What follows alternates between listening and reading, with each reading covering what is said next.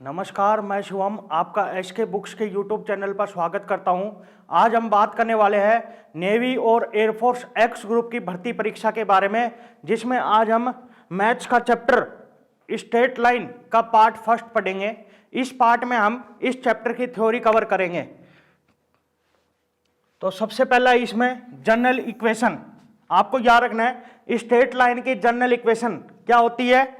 A x plus b y plus c is equals to 0। अगला equation of coordinate axis. जैसा कि आपको पता है दो एक्सिस होती है, ये तो होती है एक्स एक्सिस और ये होती है वाई एक्सिस।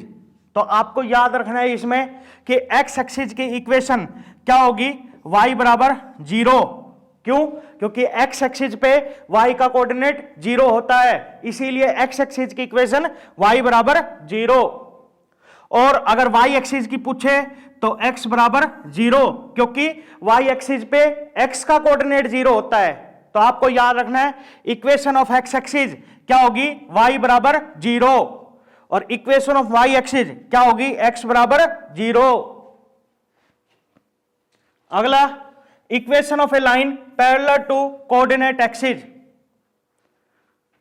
तो सबसे पहला इसमें equation of a line parallel to x axis, उस लाइन की इक्वेशन जो एक्स एक्सिस के पैरेलल हो। जैसा कि आपको पता है कि अगर कोई लाइन एक्स एक्सिस के पैरेलल होगी तो वो इस तरह से होगी। तो हमने मान लिया कि ये दो लाइन है जो कि एक्स एक्सिस के पैरेलल है। ये ओरिजिन है, इस लाइन की ओरिजिन से जो डिस्टेंस है वो a है। ऐसे इस लाइन की ओरिजिन से डिस्टेंस a है। अब ओरिजिन से इस पॉइंट की डिस्टेंस a है, तो हम ये कह सकते हैं कि इस पॉइंट के कोऑर्डिनेट क्या होंगे? 0, a, क्योंकि ये जो पॉइंट है ये y एक्सिस पे है और y एक्सिस पे है तो x का कोऑर्डिनेट 0 होगा। तो इस पॉइंट के कोऑर्डिनेट होंगे 0, a। इसी तरह से इस पॉइंट की ओरिजिन से डिस्टेंस a है, तो इस पॉइंट के कोऑर्डिनेट होंगे 0, -a, क्योंकि इसमें y एक्सिस पे x एक्सिस का कोऑर्डिनेट जो होगा वो 0 होगा। तो यहां पे ये 0 हो गया। और नीचे की साइड y डैश मतलब नेगेटिव y एक्सिस है, तो माइनस का a हो जाएगा। अब आपके दिमाग में ये डाउट आएगा कि ये तो a है, ये भी a है, तो ये पॉइंट 0, a हुआ, लेकिन ये 0, -a हुआ। आपको बता देता हूं ये डिस्टेंस है और डिस्टेंस कभी भी नेगेटिव नहीं होती, डिस्टेंस इज ऑलवेज पॉजिटिव। तो ये पॉजिटिव रहेंगे, लेकिन कोऑर्डिनेट एक तो रहेगा 0, a और एक रहेगा 0, -a। अब इस लाइन की इक्वेशन क्या हो जाएगी? y बराबर a, और इस लाइन की इक्वेशन क्या हो जाएगी? y बराबर -a। तो आपको याद रखना है equation of a line parallel to x axis क्या रहेगी? y बराबर +-a, दोनों को मिला के एक साथ लिख दिया है। अगला equation of a line parallel to y axis, उस लाइन की इक्वेशन जो y एक्सिस के पैरेलल हो। जैसा कि आपको पता है कि अगर कोई लाइन y एक्सिस के पैरेलल होगी तो इस तरह से होगी। हमने इस लाइन की ओरिजिन से डिस्टेंस मान ली a, ऐसे ही इस लाइन की ओरिजिन से डिस्टेंस a। अब ओरिजिन से इस पॉइंट की डिस्टेंस a है, तो इस पॉइंट के कोऑर्डिनेट हो जाएंगे a, 0। यहां पे 0 क्यों आई है? क्योंकि x एक्सिस पे y का कोऑर्डिनेट 0 होता है। इसी तरह से ये डिस्टेंस a है, तो इस पॉइंट के कोऑर्डिनेट हो जाएंगे -a, 0। अब -a इसलिए हुआ क्योंकि ये नेगेटिव x एक्सिस है और इसमें y का कोऑर्डिनेट 0 होगा, क्योंकि x एक्सिस पे है ये पॉइंट। अब इस पॉइंट के कोऑर्डिनेट a, 0 है, तो इस लाइन की इक्वेशन होगी x बराबर a, और इस पॉइंट के कोऑर्डिनेट अगर -a, 0 है, तो इस लाइन की इक्वेशन होगी x बराबर -a। अब दोनों को मिला के हम लिख सकते हैं x बराबर +-a। तो आपको याद रखना है equation of a line parallel to y axis क्या रहेगी? x बराबर +-a, जहां पे a क्या है? लाइन और ओरिजिन के बीच की डिस्टेंस। अगला स्लोप, याद रखना स्लोप को आप ग्रेडियंट भी कह सकते हो ऑफ ए लाइन। क्या होता है? If theta is the angle made by a line with positive direction of x axis in anticlockwise sense then the slope of the line.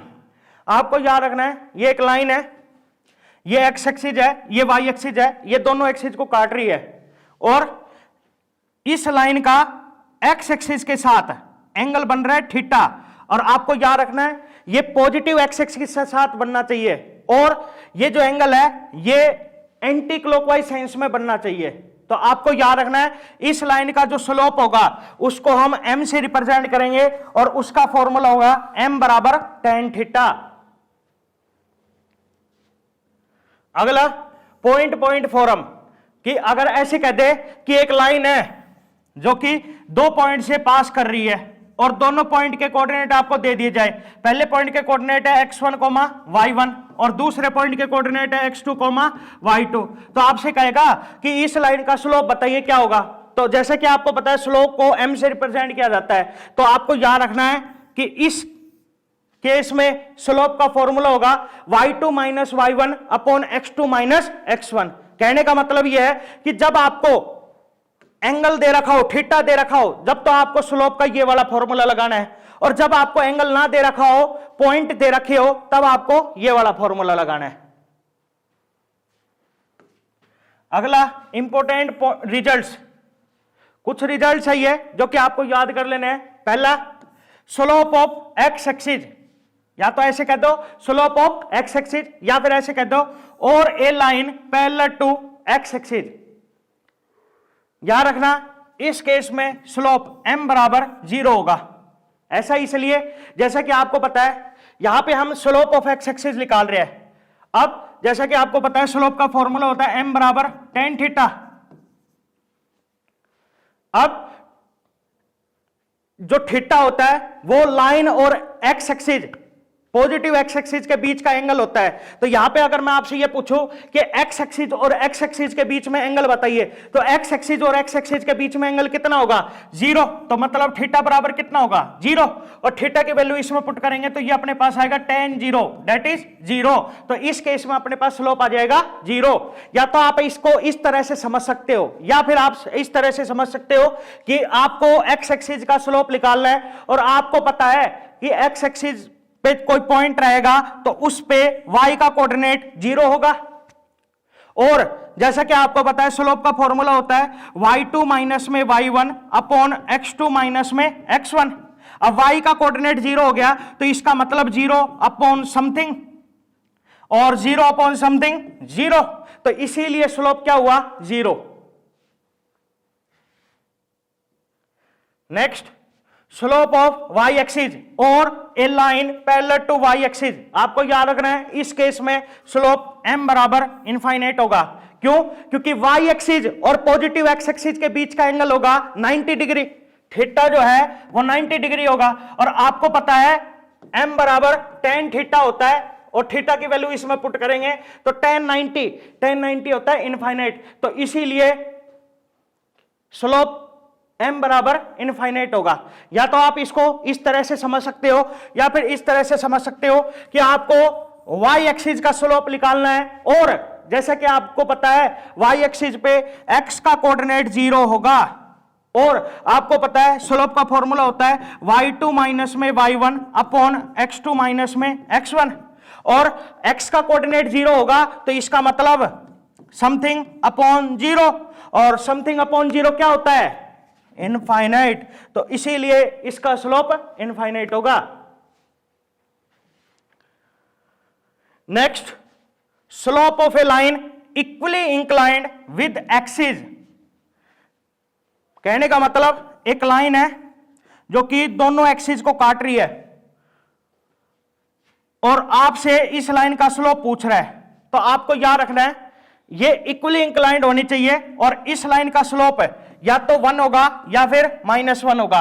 क्यों होगा? क्योंकि ये जो लाइन होगी ये एक्स एक्सिस के साथ या तो 45 डिग्री का एंगल बनाएगी या फिर 135 डिग्री का एंगल बनाएगी। और आपको पता है स्लोप का फॉर्मूला होता है m बराबर tan थीटा और थीटा कितना है 45, तो tan 45 1, इसीलिए इस लाइन का जो स्लोप है वो 1 हुआ।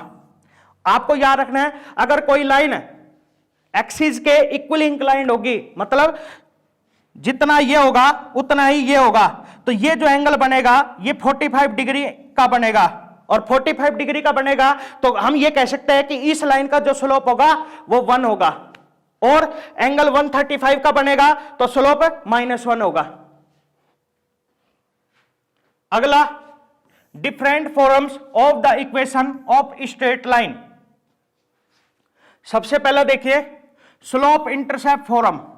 आपको याद रखना है कि लाइन की इक्वेशन बनाने के लिए अपने को कोई दो चीज चाहिएगी, तो सबसे पहला है स्लोप इंटरसेप्ट फॉर्म। कहने का मतलब यह है कि इसमें अपने को एक तो स्लोप दिया गया है और एक इंटरसेप्ट दिया गया है।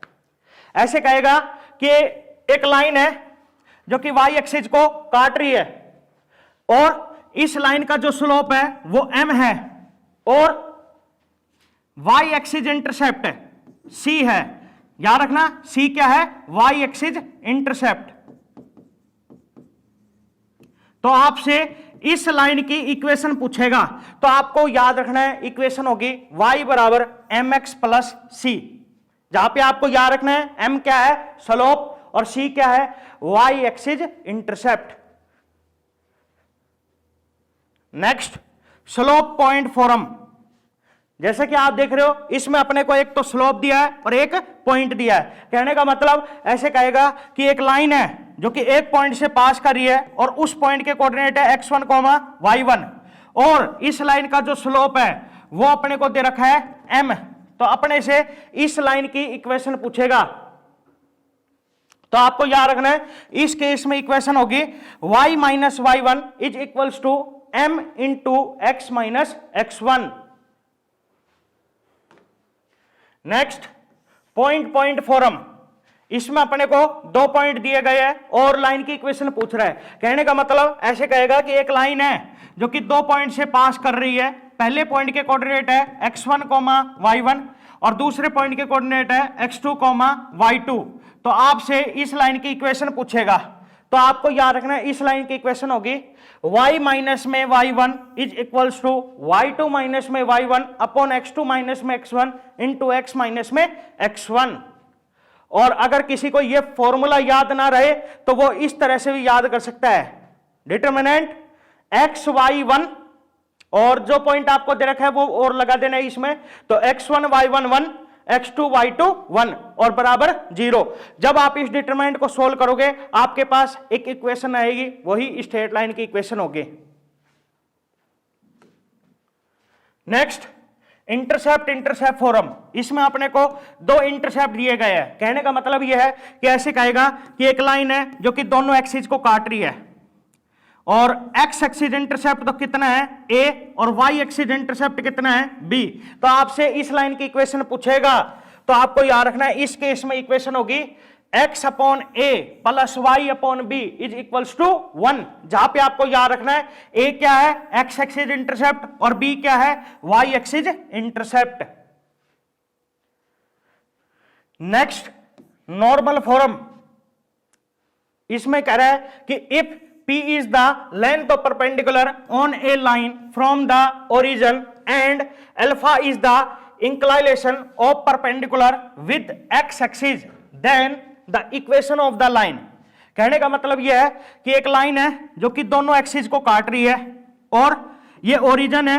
हमने इस ओरिजिन से इस लाइन पर एक परपेंडिकुलर डाला है, और इसकी जो लेंथ है वो P है, और ये जो परपेंडिकुलर है ये x एक्सिस के साथ है, एंगल बना रहा है अल्फा।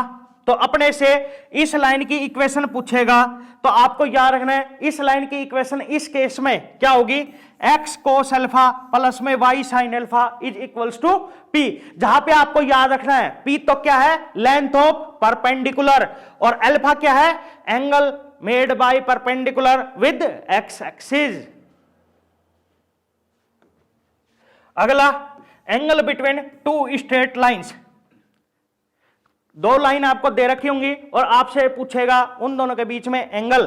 तो देखिए सबसे पहला, इफ टू लाइंस आर, अगर दो लाइन ये अपने को दे रखी है y बराबर m1x प्लस c1 और y बराबर m2x प्लस c2, मतलब अपने को लाइन इस फॉर्म में दे रखी है, तो इस केस में आपको याद रखना है एंगल का फॉर्मूला होगा tan थीटा बराबर mode of m1 minus m2 upon 1 plus m1 m2। आपको याद रखना है अगर लाइन अपने को इस फॉर्म में दे रखी है तब तो अपने को ये वाला फॉर्मूला लगाना है, और अगर लाइन इस फॉर्म में दे रखी है a1x प्लस में b1y प्लस में c1 बराबर में 0 और a2x प्लस में b2y प्लस में c2 बराबर में 0। कहने का मतलब अपने को जनरल इक्वेशन दे रखी हो और अपने से उन दोनों लाइन के बीच में एंगल पूछ रहा हो तो इस केस में आपको यह वाला फॉर्मूला याद रखना है tan थीटा बराबर mode a1 b2 minus a2 b1 upon a1 a2 plus b1 b2। आप इसको ऐसे याद कर सकते हो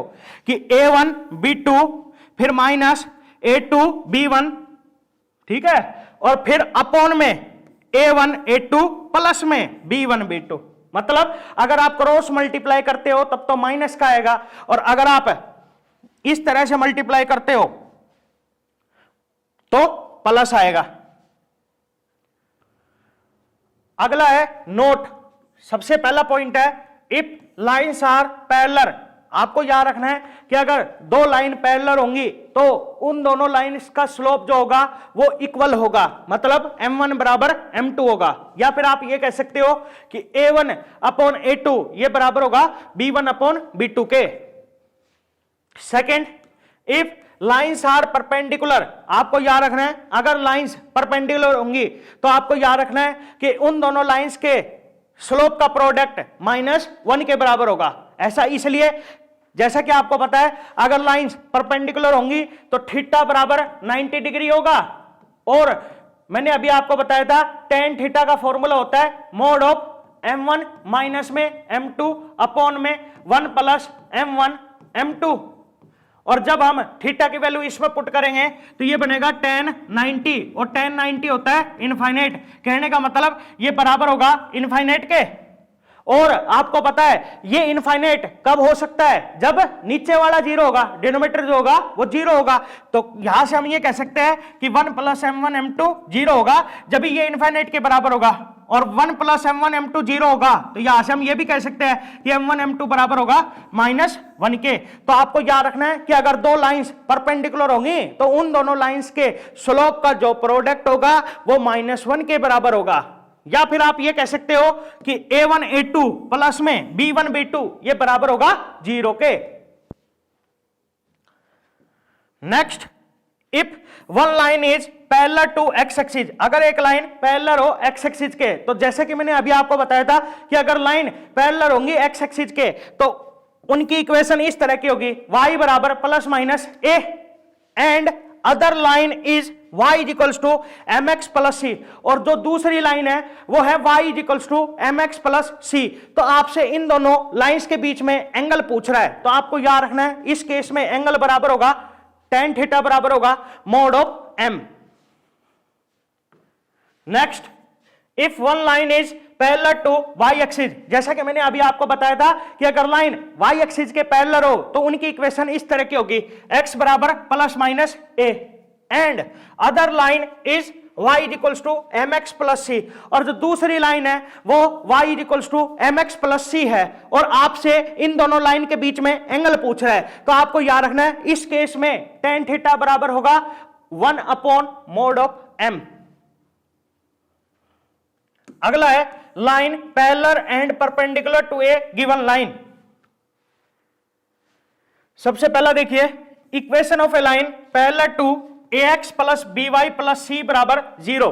कहने का मतलब यह है कि उस लाइन की इक्वेशन अपने से पूछ रहा है जो इस लाइन के पैरेलल हो, ax प्लस by प्लस सी के पैरेलल हो। तो आपको याद रखना है उस लाइन की इक्वेशन जो इस लाइन के पैरेलल हो उसकी इक्वेशन इस तरह की होगी ax प्लस में by प्लस में लैम्डा बराबर 0। कहने का मतलब यह है कि अगर लाइंस पैरेलल होंगी तो उनकी जो इक्वेशन होगी उसमें x और y बराबर रहेंगे, सिर्फ डिफरेंस होगा वो पीछे वाले में होगा, कांस्टेंट में डिफरेंस होगा।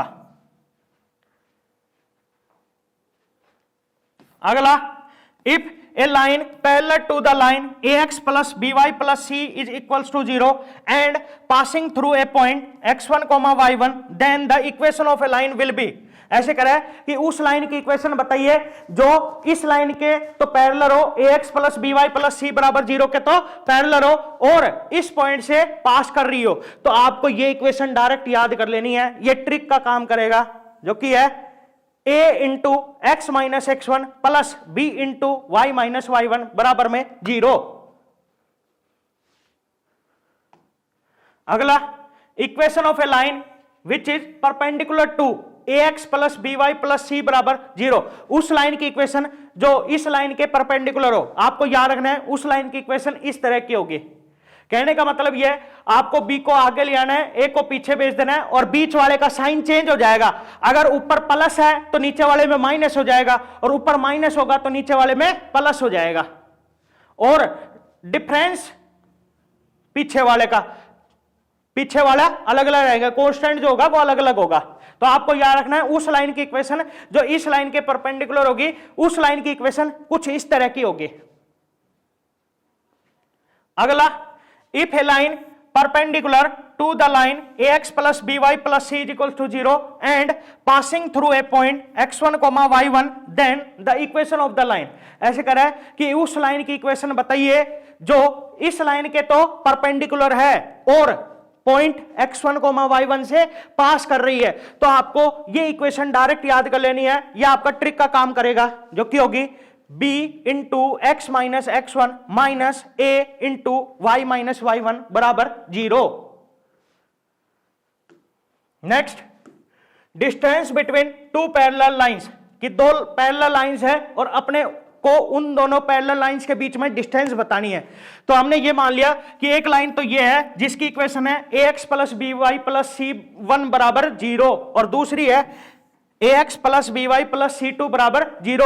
जैसे कि मैंने अभी आपको बताया था कि अगर दो लाइन पैरेलल होंगी तो x और y के कोफिशिएंट बराबर होंगे दोनों लाइन में, सिर्फ डिफरेंस होगा तो पीछे वाले में होगा, मतलब कांस्टेंट में डिफरेंस होगा। तो यहां पे c1 है और यहां पे c2 है। अब अपने को इन दोनों पैरेलल लाइंस के बीच में डिस्टेंस बताना है, तो डिस्टेंस फॉर्मूला आपको याद कर लेना है। क्या होगा? मोड ऑफ c1 माइनस में c2 अपॉन में under root a square plus में b स्क्वायर, ये फॉर्मूला आपको याद कर लेना है।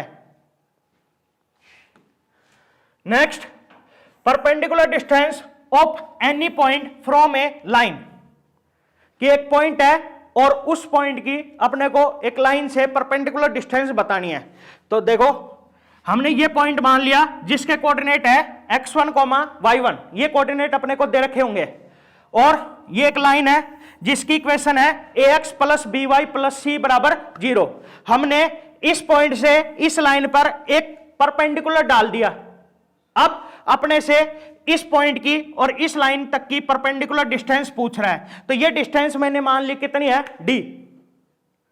तो आपको डिस्टेंस फॉर्मूला याद कर लेना है, d बराबर होगा मोड ऑफ ax1 प्लस में by1 प्लस में c अपॉन में under root a square plus में b स्क्वायर। कहने का मतलब आपको x की जगह तो x1 पुट कर देना है और y की जगह y1 पुट कर देना है और अपॉन में आ जाएगा under root a square plus b square. अगला है note, if the length of perpendicular drawn from origin to the line x upon a plus y upon b is equals to 1 is p, then आपको ये result याद कर लेना है कि 1 upon P square ये बराबर होगा 1 अपॉन a स्क्वायर प्लस में 1 अपॉन b स्क्वायर। ये रिजल्ट आपको डायरेक्ट याद करना है, ये आपके एग्जाम में कई बार पूछा गया है। कहने का मतलब यह है, ऐसे कहना चाह रहा है आपसे कि एक लाइन है जो कि दोनों एक्सिस को काट रही है, x एक्सिस को भी और y एक्सिस को भी, और इस लाइन की इक्वेशन अपने को दे रखी है x upon a plus y upon b is equals to 1। और ऐसे कह रहा है कि ओरिजिन से इस लाइन पर एक परपेंडिकुलर डाला है और लेंथ ऑफ परपेंडिकुलर है p, तो अपने को रिजल्ट ये दे रखा है कि 1 अपॉन पी स्क्वायर ये बराबर होगा 1 अपॉन ए स्क्वायर प्लस में 1 अपॉन बी स्क्वायर। अब मैं आपको ये बता रहा हूं ये रिजल्ट कैसे आया।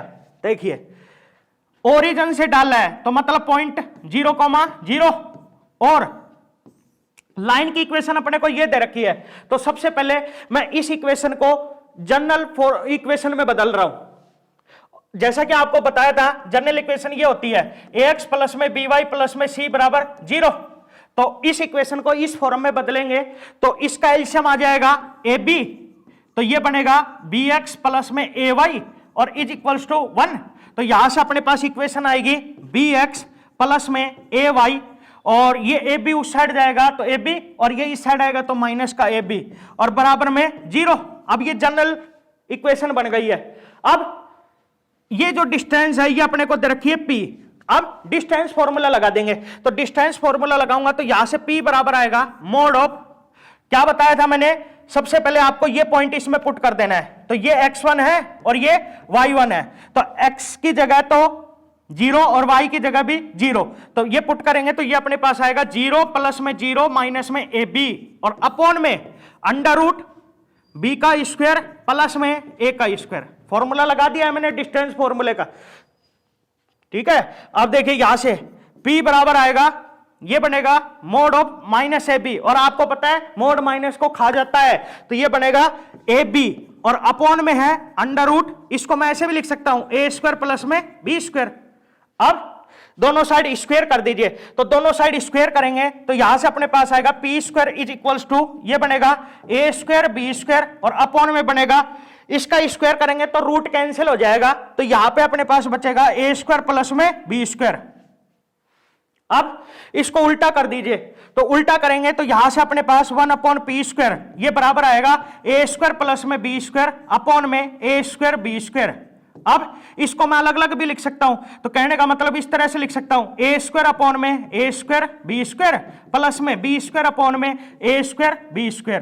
तो बी स्क्वायर से बी स्क्वायर कट जाएगा, ए स्क्वायर से ए स्क्वायर कट जाएगा, तो यहां से अपने पास आएगा कि 1 अपॉन पी स्क्वायर ये बराबर होगा 1 अपॉन ए स्क्वायर प्लस में 1 अपॉन बी स्क्वायर। ये रिजल्ट आपको याद कर लेना है, ये रिजल्ट आपके एग्जाम में कई बार पूछा गया था। अगला है फुट ऑफ परपेंडिकुलर, कि एक पॉइंट है P जिसके कोऑर्डिनेट अपने को दे रखे हैं x1, y1 और ये एक लाइन है जिसकी इक्वेशन है ax plus by plus c equals to 0। हमने इस पॉइंट से इस लाइन पर एक परपेंडिकुलर डाला। अब जिस पॉइंट पे ये डला है मतलब ये वाला पॉइंट है वो क्या कहलाएगा, आपको याद रखना है, वो कहलाएगा फुट ऑफ परपेंडिकुलर। अब अपने को ये जो फुट ऑफ परपेंडिकुलर है जिसको हमने नाम दिया Q, इसके कोऑर्डिनेट अपने को बताने हैं, तो मैंने ये मान लिया कि Q के कोऑर्डिनेट क्या है अल्फा और बीटा। तो Q के कोऑर्डिनेट निकालने के लिए आपको ये डायरेक्ट फॉर्मूला याद कर लेना है। फॉर्मूला क्या है, alpha minus x1 upon a is equals to beta minus y1 upon b is equals to minus ax1 plus by1 plus c upon a square plus b square. अब आपको सबसे पहले इन दोनों को बराबर करना है, यहां से अपने पास अल्फा की वैल्यू आ जाएगी और एक बार इन दोनों को बराबर कर देना है, यहां से अपने पास बीटा की वैल्यू आ जाएगी और अल्फा बीटा आ जाएंगे तो वही क्या कहलाएंगे आपके फुट ऑफ परपेंडिकुलर। इसके लिए मैं आपको ट्रिक और बताता हूं। ट्रिक ये है कि अगर किसी को ये फॉर्मूला याद ना रहे और आपके एग्जाम में क्वेश्चन आ जाए कि फुट ऑफ परपेंडिकुलर बताओ, तो जैसा कि आपको पता है कि फुट ऑफ परपेंडिकुलर जो होगा वो लाइन पर होगा और लाइन पर होगा तो लाइन को सेटिस्फाई करेगा। तो कहने का मतलब यह है कि आपके एग्जाम में ऑप्शन मिलेंगे, आप क्या करना, एक एक ऑप्शन इस लाइन में पुट कर देना और जो भी ऑप्शन सेटिस्फाई कर जाए वो आपका फाइनल आंसर होगा। तो आप इस क्वेश्चन को इस तरह से भी कर सकते हो अगर आप फॉर्मूला भूल जाते हो, लेकिन आपको कोशिश करना है कि फॉर्मूला याद रहे। क्यों? क्योंकि कई बार क्या होता है कि दो ऑप्शन सेटिस्फाई हो जाते हैं, तो उस केस में आपको ऐसा ही करना पड़ेगा फॉर्मूले से। अगला है image of a point with respect to line, कि एक पॉइंट है जिसके कोऑर्डिनेट है x1, y1 और अपने को इस पॉइंट की इस लाइन की इक्वेशन है ax plus by plus c equal to 0। इस पॉइंट की इस लाइन के रेस्पेक्ट में इमेज बतानी है, तो इस पॉइंट की इस लाइन के रेस्पेक्ट में इमेज हमने मान ली है Q और जिसके कोऑर्डिनेट है alpha beta.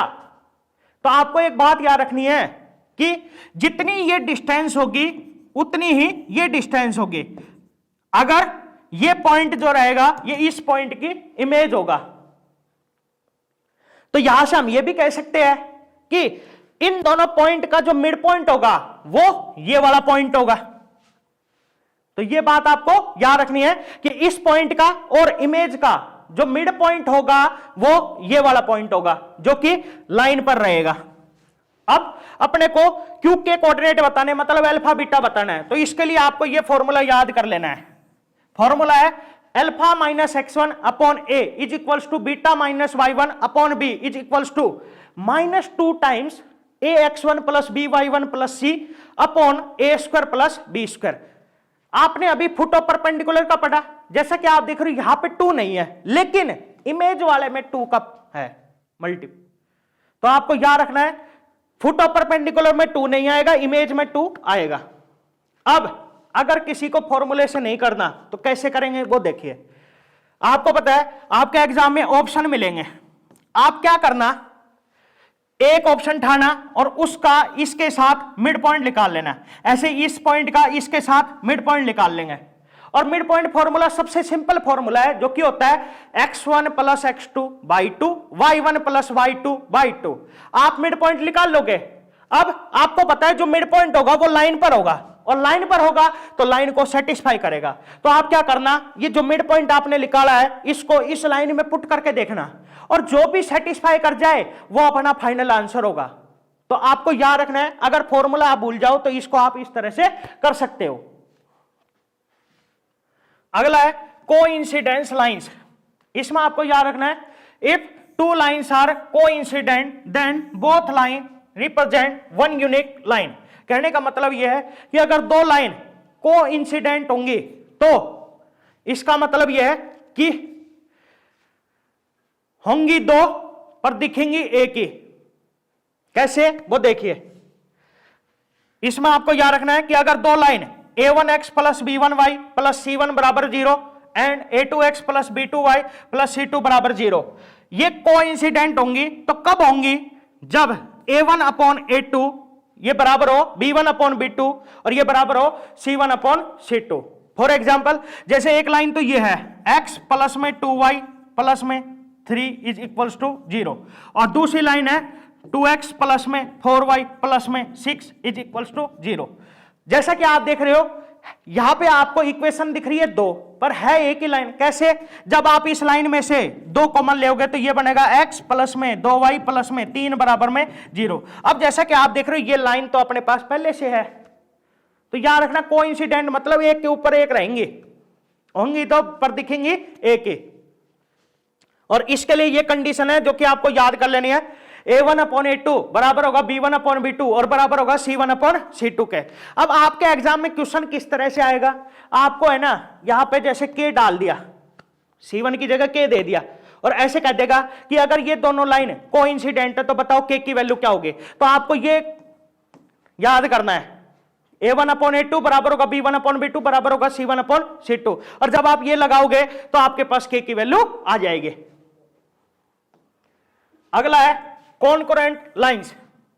3 lines a1 x plus b1y plus c1 बराबर 0, a2x plus b2y plus c2 बराबर 0 and a3x plus b3y plus c3 बराबर 0 are said to be concurrent if they passes through same point. आपको याद रखना है ये तीनों के तीनों लाइन कॉन्करेंट कब होंगी, जब ये तीनों के तीनों लाइन सेम पॉइंट से पास करेंगे। कहने का मतलब इस तरह से, जैसे कि आप देख रहे हो ये तीनों के तीनों लाइन इस पॉइंट से पास कर रही है तो ये तीनों के तीनों लाइन कॉन्करेंट लाइन होंगी। अब आपको इसके लिए कंडीशन याद करनी है, कंडीशन फॉर देयर कॉन्करेंसी क्या होगी, determinant a1 b1 c1 a2 b2 c2 a3 b3 c3 और ये बराबर होगा 0 के। अब आपके एग्जाम में क्वेश्चन कैसे आएगा, आपको जैसे यहां पे के डाल दिया और ऐसे कहेगा कि अगर ये तीनों लाइन कॉन्करेंट है तो बताओ के की वैल्यू क्या होगी। तो आपको इस फॉर्मूले की मदद से के की वैल्यू निकाल लेनी है। अगला है फैमिली ऑफ लाइंस। इसमें देखिए equation of line passing through the point of intersection of the lines a1x plus b1y plus c1 बराबर 0 and a2x plus b2y plus c2 बराबर 0। कहने का मतलब यह है कि इन दोनों लाइंस का जो पॉइंट ऑफ इंटरसेक्शन होगा और उससे एक लाइन पास कर रही है, तो उस लाइन की इक्वेशन ये होगी a1x plus b1y plus c1 plus lambda a2x plus b2y plus c2 बराबर 0। Thank you. इस एग्जाम के लिए एसके बुक्स सभी शॉप्स और ऑनलाइन भी अवेलेबल है। अगर आप ऑनलाइन लेना चाहते हैं तो इसका लिंक डिस्क्रिप्शन बॉक्स में अवेलेबल है। इस चैनल पर हम इस भर्ती और अन्य सभी भर्तियों से संबंधित इंपॉर्टेंट जानकारी और स्टडी मटेरियल उपलब्ध करवाते रहेंगे। तो आप इस वीडियो को लाइक कीजिए, चैनल को सब्सक्राइब कीजिए और अपने दोस्तों के साथ शेयर भी कीजिए। मिलते हैं अगली वीडियो में। जय हिंद।